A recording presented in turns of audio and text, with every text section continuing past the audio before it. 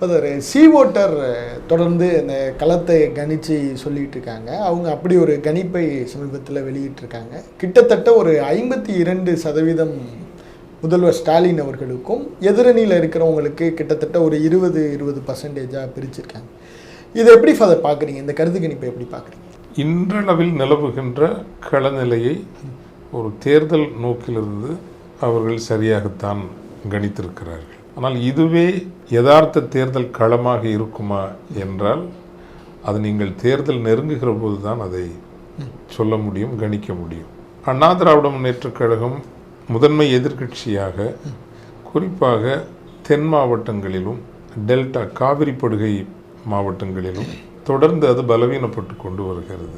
புதிய இளைஞர்கள் கட்சிக்கு வரவில்லை. கட்சிக்குள் ஏற்பட்டுவிட்ட பிளவுகளை சரிப்படுத்தி அதற்கென ஆதரவாக இருந்த சமூகங்களை மேலும் இணைத்து வலுப்படுத்தி கட்சியை புதுப்பிக்கிற முயற்சிகளும் நடக்கவில்லை.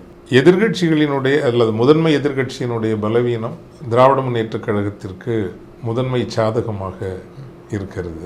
தமிழகத்தில் ஏதோ ஒரு அதிரடி மின்னல் வேக வளர்ச்சி கண்டு ஆட்சியை பிடிக்கின்ற அளவுக்கு ஒரு வலிமை நிலைக்கு வர முடியும் என்று எண்ணிய பாரதிய ஜனதா கட்சி அமைப்பு ரீதியாக சற்று வளர்கிறது. ஆனால் அது மக்கள் நம்பிக்கையை பெறவில்லை.